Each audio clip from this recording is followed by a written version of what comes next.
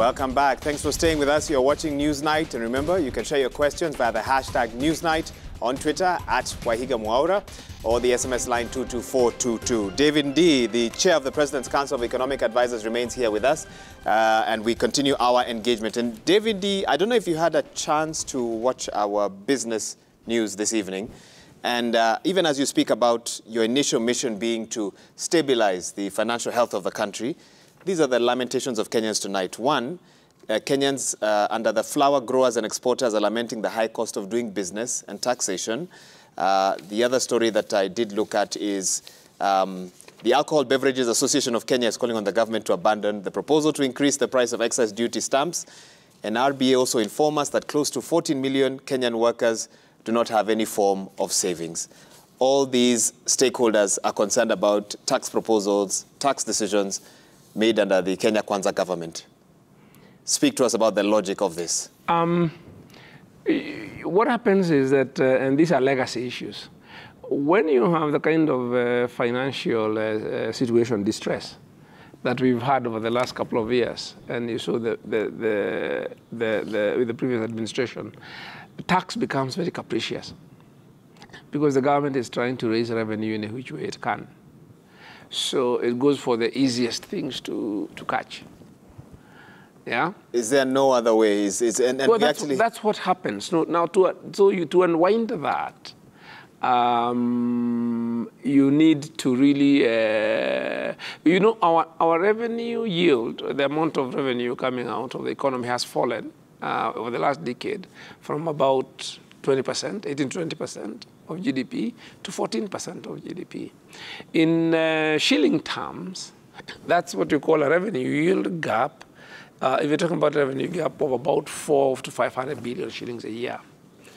And that has to do a lot of things. I mentioned, for instance, when you have a government which is crowding out the private sector, and the growth is being driven by public spending, debt, finance public spending, then the private sector, the share of the economy is shrinking, and therefore your revenue base is shrinking.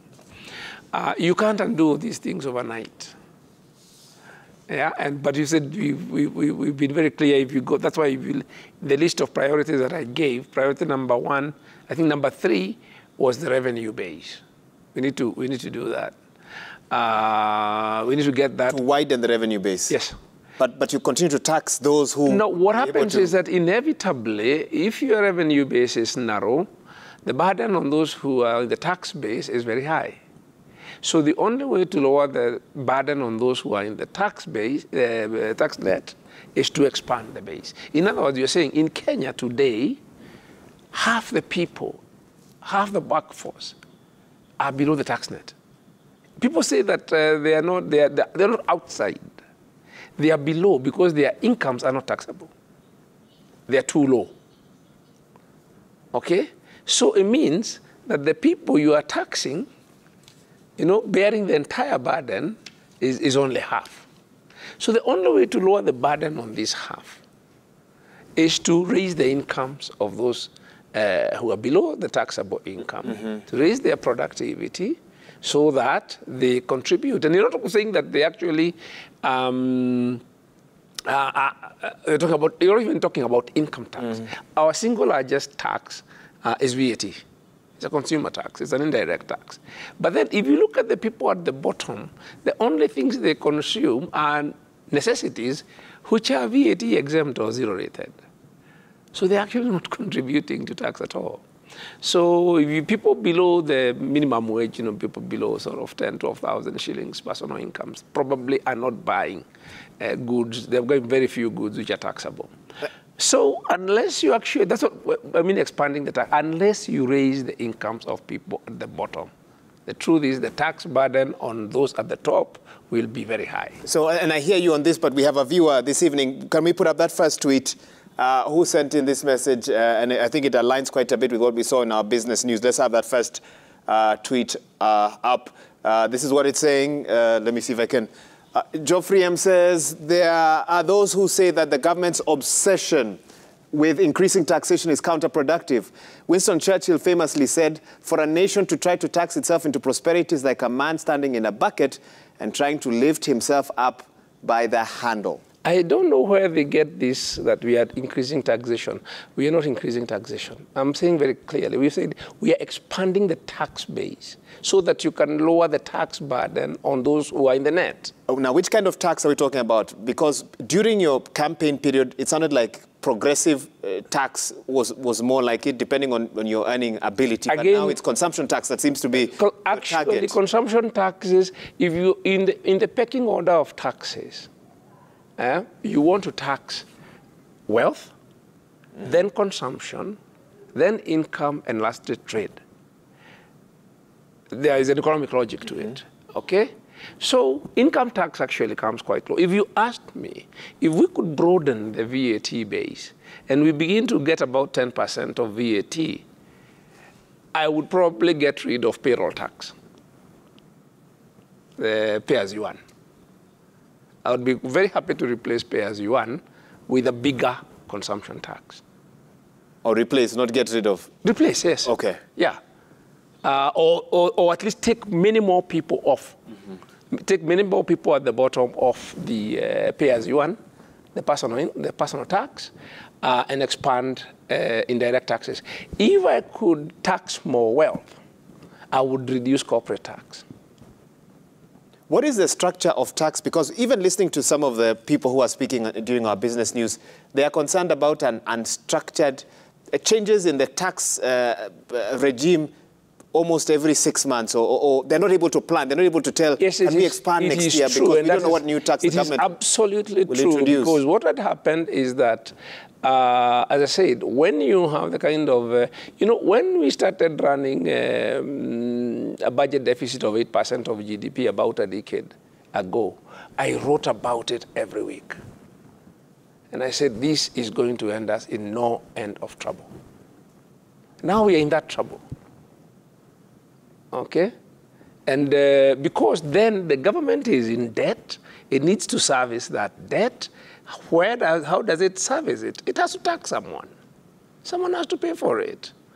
When I tell people, this is railway you are celebrating, you will pay for it, people say that I was being cynical. You're paying for it. Yeah? So that's what I mean. The tax authorities then just look at who is the easiest person to tax. Now, over the last 5 minutes, you've given us 3 recommendations, and you've used the term I would. Those I woulds that you've mentioned right now in terms of changes you'd make in our taxation and so forth, have you handed them over to the president? We don't hand them over to this president. We sit down with the president, the Minister for Finance, KRA, for example. We sit down and review these things, and we discuss which way do we want to go. And we have a path of how we are going to progressively have a better tax system. There is a tax policy which we are discussing, which is going to create a tax code that has more predictability. But the thing is, the fact that if you are in the kind of fiscal sort of distress that we are in, you end up with a tax system which has some irrational taxes in it. It's something that you cannot escape. How long do you think Kenyans will have to bear with this? Because many of them would feel that the reason why they're not getting into they have been bearing revenue expansion that you're talking about. They have been bearing with it for 5-6 years. And now that you have a new government, it's like their patience has run out. They will have to wait. Well, they've listened to the promises that were very well illustrated last year. They will wait. They will wait a couple of months, couple of years. And whatever, you can't do everything at once. So now that you've taken us there, how long before the pressure begins to ease off? You sit in a think tank. You have minds calculating. When will Kenyans finally begin to get a break economically? Where we read good news in our business, and not the kind of news Kenya is a very diverse economy. Right now, if you go to the entire northern Kenya, we are talking about 2.5 million animals have died. Yeah? So if you talk about the crisis in northern Kenya, there is, and some of the conflict you're seeing in Pokot, these are resource conflicts over water. Resources. Yeah. So Sometimes I think the people in the city, they are a bit navel-gazing. They are thinking about themselves and they're not looking at the country. It's very diverse. We have said that very clearly our strategy is an agriculture-led recovery. And if you look at the news, it's reporting the agriculture things we are doing. It's reporting the fertilizer program that we are doing. If you think, what are we doing there? I talked about cost of living, bringing down the cost of living. In the short term, you can see some inflation falling. So I don't know what expectations people have, but and where they sit. But some of these things also are going to have a huge distribution of consequences. To be honest, some of the people who are crying loudest are people who are benefiting a lot from the largesse of public. Tenderpreneurs, all sorts of things that were going on around here. And I'm actually redirecting you to promises that the administration you serve made. For example, very clearly, pick any newspaper, and the promises in July were, we'll bring down the cost of living in the first 100 days, we'll support the establishment of agro-processing industries for farm inputs. The current food shortage is on the government's decision to remove subsidies and failure to implement food security policies. And once we get into office, we will change all that. And a time period was given. And that's what we are doing. We are way past we rolled out. Days. We rolled. Hey, look. We don't determine how long crops take to grow. Okay, maize takes 7 to 8 months. It's planted in the long rains. So even if we roll out interventions to improve the maize yield, which we are doing now, maize will be planted in March. It will be harvested in August. Okay? So we don't have control of that. But are we rolling out the programs we promised? We are. Yeah, but how long do they take? That's out of our control. But we have said, if you look at everywhere globally, inflation is going up. We've had an inflationary surge. Our inflation is coming down. When we removed the fuel subsidies, everybody said that we are going to stoke inflation. It hasn't. Yeah. So if you contextualize, we've rolled out the Hustler Fund that has now a steady customer base of about 6 million people. We have almost 20 million people have onboarded, and that's a huge safety net for a lot of people. I see people making a lot of fun about what can you do with 500 I see some of your responses. And people don't realize that for many Kenyans out there, 500 shillings is what they take home on a good day. So, and they don't have many good days. So on that day that they don't take home any money from whatever they are doing, it's a choice between having dinner and not having dinner. So the fact that they can actually have access to this easily accessible, affordable finance, it actually constitutes a very significant safety net for those people at the bottom. But they're not the ones who make noise up here. Because in fact, the one up here make fun of it. Because you've been on this journey all along, from even before the elections, when did the Hustler Fund turn from a grant into a loan? There was no point it was a grant. When we started out with the idea of the Hustler Fund, we were talking about finance for business, SMEs. Okay? When we went out to talk to the people, their most serious pain point, they told us, was predatory lending by fintechs. All these fintechs who are lending them. And at the time when we did our research, and in fact it was public, we found that 14 million accounts had been blacklisted. So when we came in, they told the first thing we want you to help us with is get out of this predatory lending, what they call fuliza bondage. So that's what we addressed. Yeah? But the Hustler Fund itself, in terms of structure, it's a platform. It's not a one-product thing. So the first product we rolled out is the one which people told us was their biggest pain point. And that has solved that problem. Yeah? All these people, and we are now on the way to taking all those people off the CRB. We have also talked to those people, and we've managed to change that policy. There will be no more blacklisting of people. We are going to switch to a credit scoring system so that you have low scores, high scores. People can decide to lend you, not to lend you, but there's no listing that you can say this person is completely shut out of the credit market. The next product, which we are rolling out in a couple of weeks, is a JAMA product, group lending product. Then after that, we will do an SME product. As it happens, we are also going to onboard an agricultural credit for inputs. We are going to onboard soon insurance premium, health insurance premium product, so that we can onboard more self-employed people into health insurance. So it's a platform with which we are going to do many, many, many things. But what happens is that people got stuck with one thing.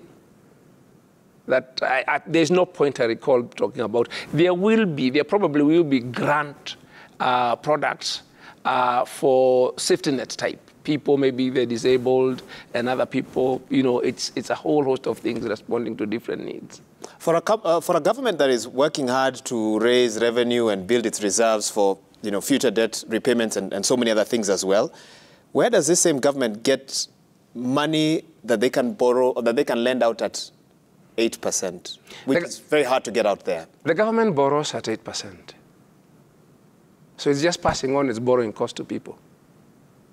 So that's how the Hustler Fund is funded? Every Thursday, the government goes to the market and floats treasury bills. True? So why can't that 8% be then what is used to power government expenditure? It does. Every Thursday, we borrow 25 billion shillings. Do you follow treasury bill auctions? We report them on business every time. So every Thursday we borrow. The budget deficit this year, and we've brought it down from what Jubilee had, is 650 billion shillings. Okay? But then that is what we have done in the past to crowd out the private sector. Yeah? So by doing what we're doing with the Hustler Fund is intermediating that money back to the private sector. So what you're telling us that we should use it to finance government is actually now moving the opposite, because government was crowding out the private sector. When you crowd out the private sector, the people who take the brunt of it are the people at the bottom. In fact, if you see what happened when government went on a big borrowing spree in 2005, you look at the data, and the private sector went down. But if you break down who lost out in the private sector, it was SMEs. So what we're doing is knowing that because that's where the markets fail, and that's where the predatory lenders came and took advantage, because those are the people who are crowded out most. So what government is saying, because we have the capacity to go to the market and borrow from banks, and banks will lend the government at 8%, but they will not lend these poor people money. So we go to the banks, we borrow the money as government, and we give the poor people, the small people down there, access to affordable credit. At 8%. And they are paying at exactly the same cost as government. We pass exactly the same cost as government is borrowing at. And this is the model you'll use for the other products you Some of the other products, it depends. We have a lot of offers, for instance, from development funders, for instance, who say, we want to onboard a product for women. We want to onboard a product for this kind of people. It's a platform for dealing with the financial market failures at the bottom of the pyramid. So the logic is exactly that since the government is intermediating, but because the banks are not lending to those people, they are actually sucking up their savings and deposits and giving them 2% or less and lending it to government. So if you look at what that does, is that today, of those people, I don't think that there are families now the number of families who will go hungry because they went to their hustle and they didn't make any money is much, much fewer. Okay. Let me read a bit more feedback. I've got a few more questions, but I still want to take some thoughts from our viewers this evening. #Newsnight, SMS line 22422, really seeking clarity on some of these issues here this evening. Okay, this is what else Kenyans are saying this evening. Somebody here says he was not clear about what exactly the government will do if the current drought persists. Currently, no signs of rain. What's the plan B, David D? There is usually no rain at this time of the year. What's the plan B the next 6 months? But the humidity, I tell you, if there is absolutely no rain, it's like asking the government of Turkey or Syria, what will you do if there's a major earthquake? Okay, government has no plans for a major earthquake. So if you're talking about disaster level thing, there are limits to what human beings can do because we are still dependent on rain-fed agriculture, but in the next couple of years, less so. If there is absolutely no rain, then we will shut down lots of other programs and import food. That's something we'll have to give. And the farmers will suffer because... No. I mean, no. What do you want us to starve to death? We will shut down other things and import food. That's what you would do. What would you do? I'm not the economist, you are. No, that's not economics. That is common sense. The priority is to make sure that people have food. Mm-hmm. Absolutely. Let me pick the next one. Let's put that up. 22422 is the SMS, and I'll pick your SMSs as well. I'm going quickly, David D, because there are so many. Thomas N says, why didn't former President Kibaki not run to the IMF, the largest loan shark in the world, when he took over from Moi? It so happened that I was actually in the middle of that economic plan of Kibaki as well. And the reason why we did not go to the IMF is because by 2006 or 2007, 2006, we were running a budget surplus. We actually ran a balanced budget. Mm-hmm. Okay? Mm-hmm. So we ran a very prudent fiscal, very prudent fiscal. That went on. Of course, it was disrupted a little bit by the clashes. But in fact, during the Grand Coalition, it started drifting up. So by the end of the deficit was drifting up. By the end of Grand Coalition, it was around 4%. Still not bad, but healthy. You want to go beyond that. And then Jubilee came, and within 2 years, it was at 7%. If you run a budget deficit of 7% per year for a couple of years, 4 or 5, in fact, we've taken too long. You run that for 7-8% of GDP. Let me tell you what a budget deficit of 8% of GDP means. Your revenue is 15% of GDP, or 15 to 18% of GDP. A budget deficit of 8% of GDP, it means that you are spending a third more than your income. So you, Wahiga Mwaura, you earn 100,000 shillings for ease of argument. Okay? Every month, you run your credit card for 30,000 shillings. Every month, 30,000. After 6 months, how much credit card debt do you have? 180,000? Now, at some point, you have to pay some amount and you have to pay interest. You will notice that it is now eating into your salary. It's now eating into your rent. It is now eating your food. And that's the point at which you go to the IMF. Different scenarios, basically, in 2000, when Kibaki's time. Totally different. When Kibaki came in, when we had, I wrote the economic recovery strategy for NAC. For those first 4 years before the thing fell apart, we ran a very tight ship. We hit a budget, balanced budget by 2006. If you recall, interest rates came down. Banks began to extend credit to everybody because the government was not borrowing. Government was not crowding out the private sector, where banks were hawking loans. A Jubilee came and turned it the other way around. It hoovered all the money and was building infrastructure and telling people we are doing development, and everybody was saying hallelujah. And I was telling you guys, you're going to pay for this. And now people are blaming me that I'm not doing anything fast enough.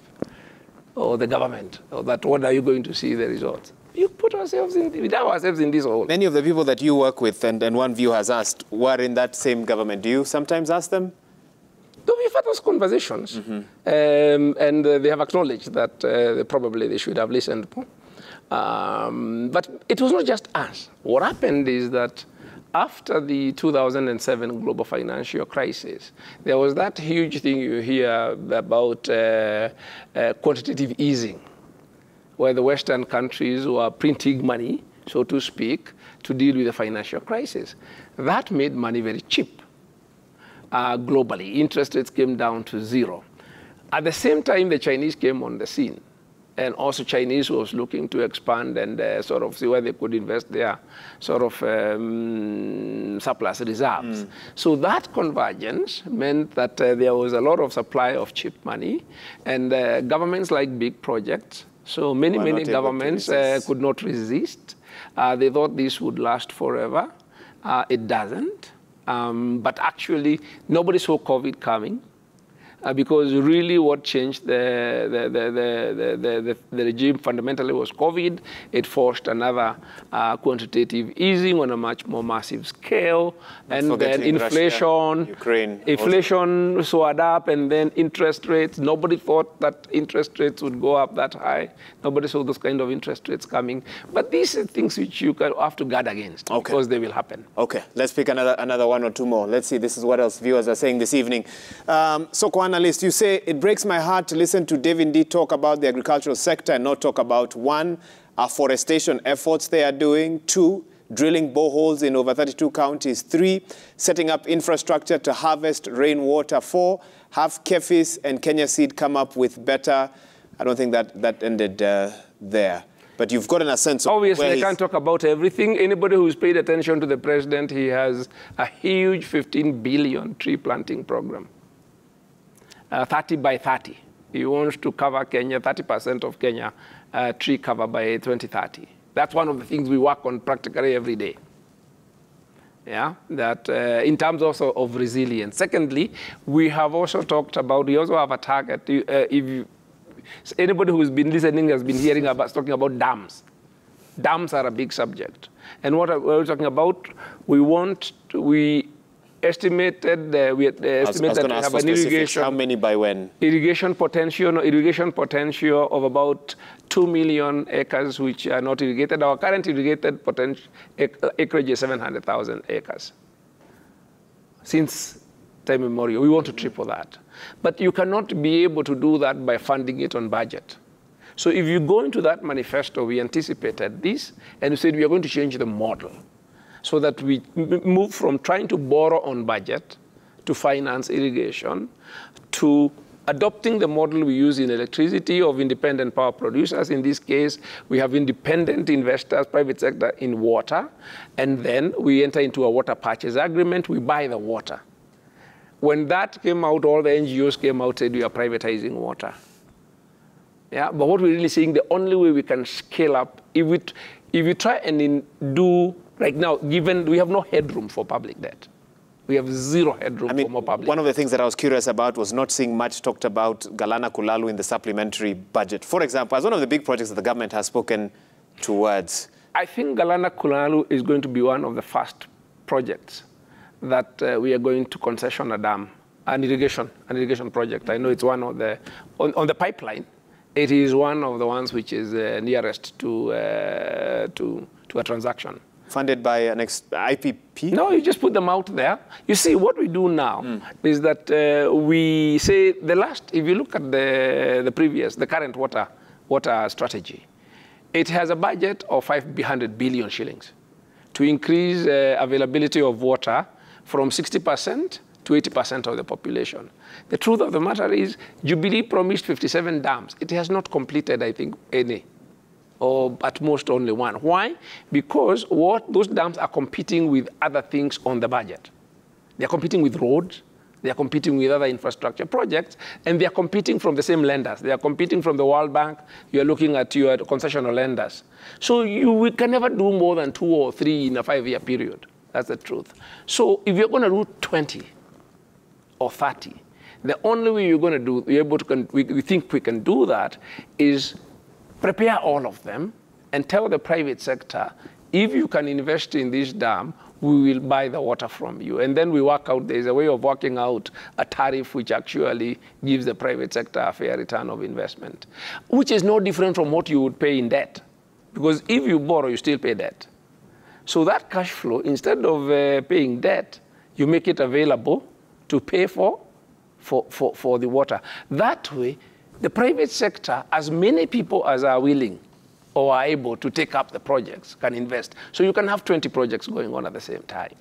But if you wait to do it on budget, you can never have more than 2 or 3 going on at the same time. So Our first plan on food, as we say, very short term, is immediate interventions around inputs.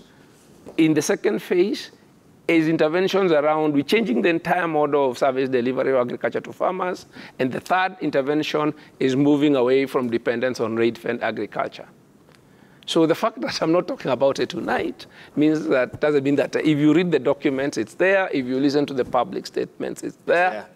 As well. Let me capture one more. We have one more. Let's put it up. Remember, 22422 is the SMS line. Hashtag Newsnight. Thank you for the questions that you're sending in. Joanne says, I thought we were suffering all these austerity measures as the price we must pay for our own freedom from debt. Then I heard that international financing systems are open for us.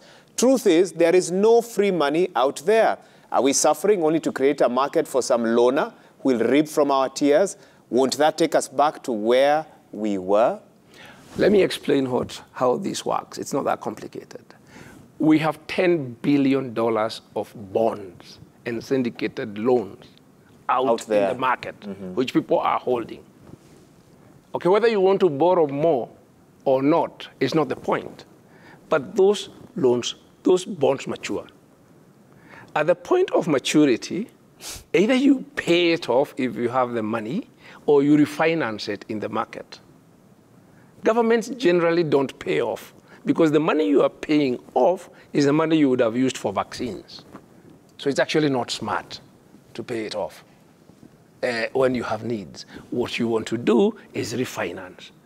Even if you are raising exactly the same amount of money, even if you are not increasing the debt at all, you need to refinance the existing debt when it matures. Otherwise, you have to go back to your pocket, take your tax money, and send it abroad. Okay? So even to maintain. Now, the risk you run is at the time that you need to refinance, the market does not take up your instruments. Then you are told, pay. Then you default. And then it's over the cliff. So access to markets, when you are already in the market and you have instruments in the market, is absolutely critical. I don't know whether that is... That has come out clearly. I'm told we have one more. Let's put that up. Let's see here. This is Babu Michael 1. You say, ask David D that from budget cuts, revocation of subsidies, can they point out a specific project that these billions of shillings are directed to? Now, let me explain. A budget is not money sitting in the bank. A budget is money you are planning to spend. Projections. You don't have it. It's expenditure of what you are planning to spend over the next 1 year. So when we came in, the government had budgeted for this year a budget deficit to spend 3 trillion shillings, 800 billion of it borrowed, a budget deficit of 6.2%. With X amount allocated to subsidies for purposes. In fact, some of them, like the oil subsidies, the fuel subsidies, the total budget for the year was 20 billion. Expenditure per month was 16. So already it was at 80. Okay? In fact, we still owe 50.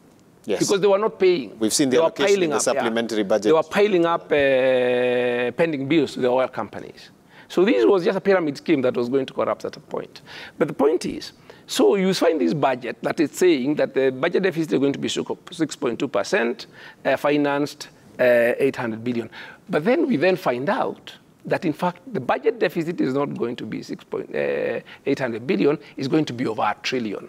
Why there is over expenditures already of about 90 billion already spent, and other unauthorized things adding up to over 200 billion shillings. So what we do... 290 or so. Yeah. So what we do is revise the budget downwards. We say this money which has already been spent off budget,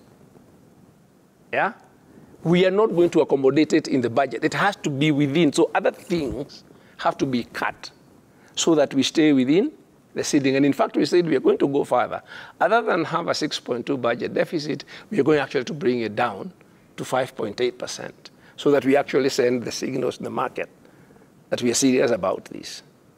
So a budget is not money. So there was no money that we actually got. That you moved from one... From one place and then we had some savings. No, what we did is change what was authorized to be spent to accommodate what was spent and was not authorized. I trust they've heard you on that one.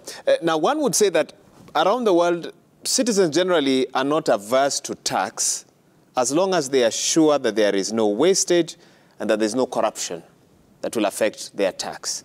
One of the things that I've not heard you speak about this evening is about corruption and the role it plays in affecting budgets. I'd like to give you a chance to do that because obviously the experts have spoken. Corruption in this country, at least as per the former Auditor General's report, consumes up to 1/3 of our budgets. You are leading this Economic Council.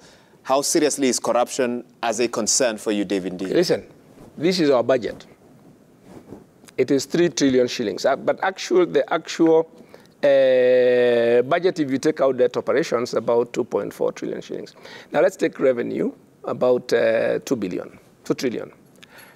Salaries, wage bill is 600 billion. That is paid. Today, interest on debt alone is 800 billion. Okay? So that's 1.4 trillion. Okay? Government still does buy fuel and various things. It does. You see government running around. It pays pensions and all sorts of things. The things you can actually see discretionarily government has spent about money are in the order of 200-300 billion. So out of your revenue, you have 200 billion shillings left. So this amount, this 700 billion that we are stealing every year at 2 billion a day, I would like to find it because then our problems would be over. You have not seen it yet in the 3 months? If I found it, our problems would be over. The point is, there are non-discretionary items that you know. Salaries, debt. Yeah? If you take those things out, and you ask, where is these holes? There is, of course, quite a bit of where is the corruption? Let me tell you where the corruption is. That was going to be my next question. If this is... This year, we are going to pay for a certain project, which people are very, very celebrating, 120 billion shillings in debt. This year alone. Okay? So the corruption was in that project. The money was eaten in that project. We are paying now the debt. So if you have to look for the corruption, look for the debt service. Well, I'm here with a man now in charge of, who's been in office for 3 months, who has a very important role. And I want to hear from him in terms of your plan to seal any loopholes in any grand projects. But we have stopped them. Moving forward. We are not doing any. You have had me campaign against those mega infrastructure projects.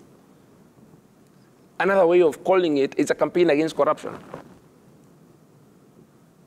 I don't have to shout corruption, corruption, and running after all sorts of petty things. What measures are in place to ring-fence the Hustler Fund this evening? The Hustler Fund is run by the private sector. We have no access to it.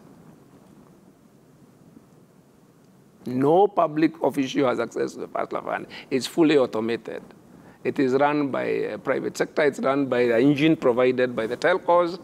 The money sits with a custodian in a bank. Effectively, a PPP of sorts. Yeah. If to simplify it. Yes. That Parliament never had a chance to oversight or... No, we did. We did regulations. After the fact. No. Before the fact, we did regulations. We did public participation. We took them to Parliament. And they were passed before the Hustler Fund was rolled out. Yeah. All of November. The public participation was out there. It was reported in the media. I saw events in Meru, in all sorts of places, people giving input. We went through the process.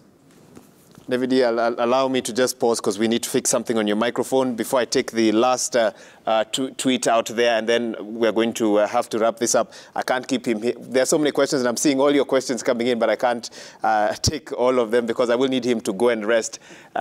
He tells me he's had a very long day, but I want to give him a chance just to give his final point on this and what they are doing to ring-fence public funds, taxpayers' funds, effectively your money, wherever you're watching us from, as long as you pay taxes in Kenya, to ensure that that is well protected. So are you effectively telling Kenyans, and now I last spoke to you as the advisor of Kenya Kwanza, but now speaking to you as the President's Council of Economic Advisors, that in all these projects we're hearing and plans, that by and large, Kenyans' money is safe?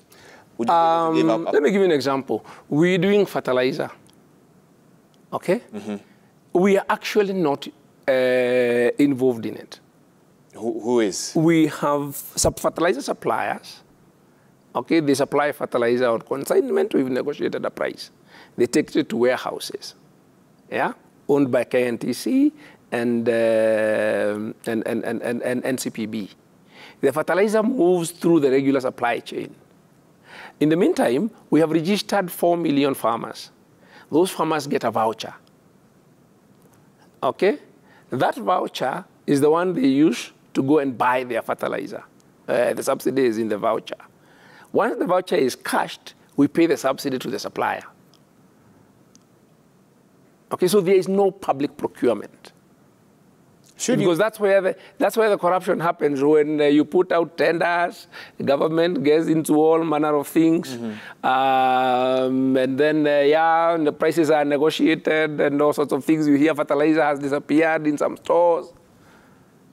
Yeah, so one of the things we are leveraging on is digital and very transparent digital platforms.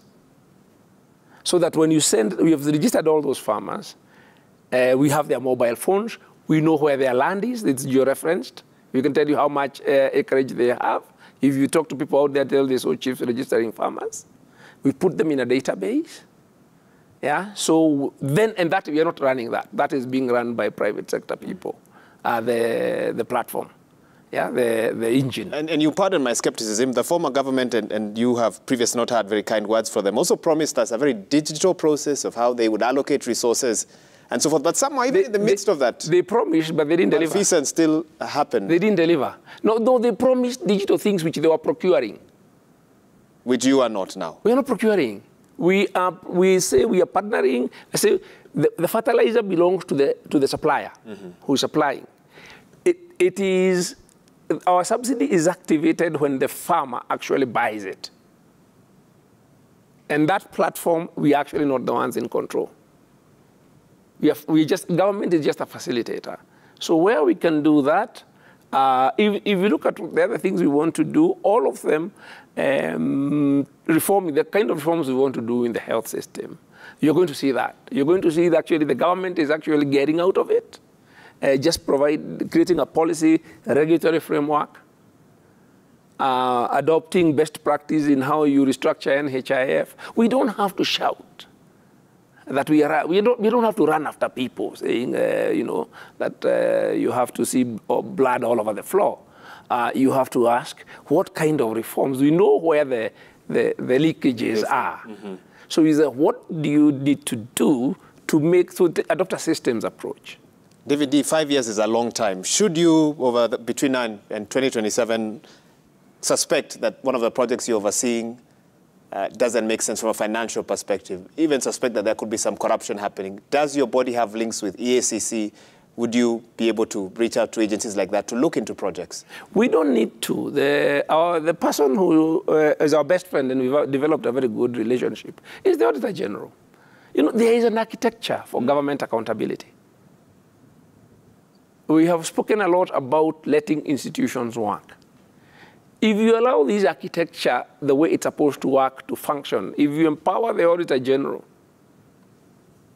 and then you have a transparent system. When I used to be in the anti-corruption business many years ago, we used to say that sunshine is the best policy.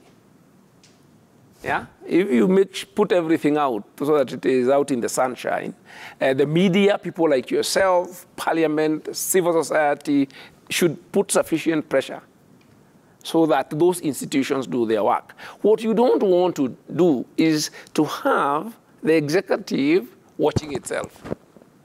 That's a very flawed model we have, that the executive is the one who should be charging itself. The executive should not be in charge of fighting corruption. It is the executive which does corruption.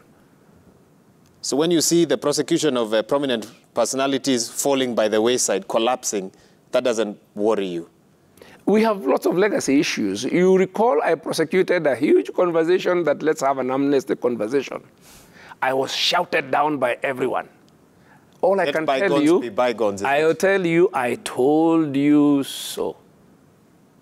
We needed to do that. And that's the reason I anticipated some of the things that you're seeing. It was fairly obvious that this is what would happen. David, before I let you go, how has the transition been from Kenya Kwanza Economic Advisor to the chair of this Economic Advisors Council? It is something we had this. I was tasked by the president more than 2 years ago that if we do win the election and we have developed this transformative agenda, that I should be thinking about an implementation mechanism. How will we implement? And we had a few parameters about how. So I spent quite a bit of time researching and looking at different models which have worked elsewhere, which is, of course, something that I know about. What structures did the Koreans have, Japanese, blah, blah. So we've come up and what we think is a model that works for us. So it is not such a big transition because I was sort of the kind of job that I was actually preparing myself to do. Since you had that conversation 2 We years had that ago. conversation 2 years ago. Some of your online critics accuse you of experimenting with the Kenyan economy. Absolutely. You don't deny it. There is no development experience which is not an innovation. There's no development experience which is like, there's no country which has developed based on a template downloaded from another one. Even today, when the East Asians chose their model of export-led growth, we were in an era of something called export pessimism in development economics. So they backed the trend. Nobody saw the Chinese coming. There is no development which is heralded. It's all bold experimentation, but also very much informed. It's innovation. Even where do new products come from? Where do new companies come from? Do they copy old ones? If we keep doing the same things the old way, why would we expect change? So in this new structure now, and you have this body, the council, how do you interact with the presidency? How do you interact with Treasury? We work for the president. We are the president's think tank. So we work with the president very closely. How is it structured? We've borrowed this from the American White House because we have adopted the presidential system. And one of the things that the president asked us to do, one of his legacies, he says, because we have adopted a presidential system in the Constitution, one of my legacies is to institutionalize it. So let us look at building the structures that make a presidential system work.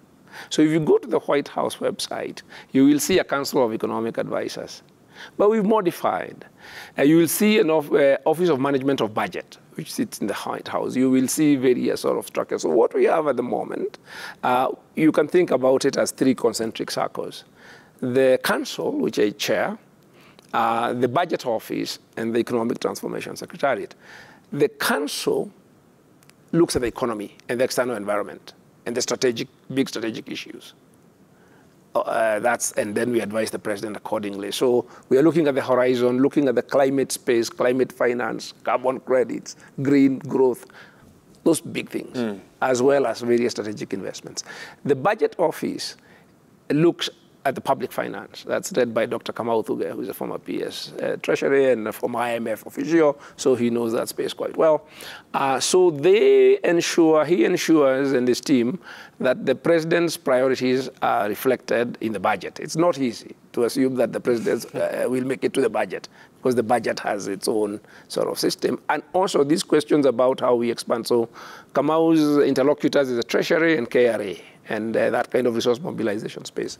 The Transformation Secretariat is the one which is in charge of supporting the ministries in terms of executing our agenda. So it is facing the line ministry. So you will see it is organized around our manifesto pillars. It has an agriculture pillar sort of team. It has a housing team. It has a digital economy team. It has a UHC team. And some of these people sit in the ministries, backstopping the ministries. So basically, we are a resource. to the entire government. We work with the president directly, but we are resourced to all our ministries, our PSA scholars, some of the younger ones, we are mentoring them. Yeah, so it's working quite well. Are your proposals taken as suggestions? Are they recommendations? Are they We don't make proposals. What do you? We sit at the table and make decisions with the president, with people. We decide, we help him to make decisions. What happens if a decision is refused? No. We don't make the decisions. We provide the evidence, the analysis. We consider various options. And as a team, we collectively decide that this is the way to go. You told me before you came in that your average day has changed. It's very long. It starts about 7, ends about 9. Most times. Before other matters. Yeah, most times. David, I'm going to have to let you go. I do. But before, last one. You have spoken about decongesting Nairobi, an ambitious plan, and I was trying to look at a tweet that you put out recently. We have planned, your tweet was, we have planned for park and ride systems with Nairobi County Government at the city's main entry points, Nyayo Stadium, City Stadium, Kenyatta Hospital, Muthaiga as well. Where is the functioning public transport system that will support the recommendations that you put in that tweet? You know, there are two ways of going about this. We have gone the supply side, which is supplying a lot of infrastructure. It never solves congestion. In fact, you see places like LA, they add lanes, they get more cars. They add lanes, they get more cars. So you need to do both. If you're doing supply, we have neglected the demand side, asking, why are people making these trips? And are they necessary? And some of the reason why people are making these trips is because we don't price these resources. Now, there is very few cities you can come and park your car in the street the whole day. Street parking. Like we do here in Nairobi. Like we do here in Nairobi, and go into your office and stay there the whole day. Even long time ago, when I started working in Nairobi, you had the metered parking, where you came and put some shillings for an hour, and then you came and put more shillings. It was very cumbersome. So part of the decongestion is looking at the demand side. So if you don't look at, you will not develop the traffic, you will not create the market for the public transport as long as it is costless to drive your car and park it in the city and leave it there for a whole day. So you need to deal on the demand side so that public transport becomes it scales up. An option, then it scales up. How soon might these... These are not difficult things to do because if you look at these spaces, we don't use them during the week. Yeah? If you look at our stadium, City Stadium, we don't use it during the week. So if you put, you park there, and you then have little vans, which then, when you park and you pay your parking ticket, that buys you a ride in a shuttle. And the other thing which we want to do as part of this is to electrify. So at the same time, we are thinking EV. So this public transport is actually EVs, green electric vehicles, yeah. So it's part of us. So, but you move gradually. The mistake we make is to think that, again, the mega infrastructure project, that the way to solve the congestion, and that was the conversation, is to build a metro. The previous government promised a light transport, mass rapid transport system. We cannot afford it. Face it, let's face it. We do not have the debt headroom for those big projects. So we have to think incrementally about other solutions. That is precisely how we got into this trouble. That, we have congestion. Let's go and just off the shelf and borrow and buy a rapid transit system from Tokyo. We saw some projects along Thika Road that seem to be going somewhere and I don't see, there's no problem with creating bus lanes. ERT, for example. No, there's problem creating with bus lanes. I don't know why we are not using them with the existing public transport. Why are we waiting for buses? New buses. Why can't we? You tell us, why can't we? No. Why can't we just let the current matatus and buses use them? But we have, you see, we think we like shiny new toys all the time. My final question to you. And a lot of what we've spoken about are hard truths that many Kenyans are struggling to stomach. Yeah. Is there any good news on the horizon this evening? Yeah, I think we are very optimistic. We're very optimistic because, as I said, the things we are rolling out. And again, it's a question of who. If you talk, again, the sort of people who dominate the, you call them middle class something people on social media, are probably not your best barometer of what is going on. And the optimism, if you go onto the ground, they are very optimistic people. Talking about the people we have taken off their blacklisting, CRB blacklisting. That weight is off their shoulders. Yeah? And I was told by someone, one of our team members, we are talking about what are the benefits of the Hustler Fund, and we are talking about all sorts of things. He said, no, that is not the most important benefit. The most important, significant benefit of the Hustler Fund is dignity.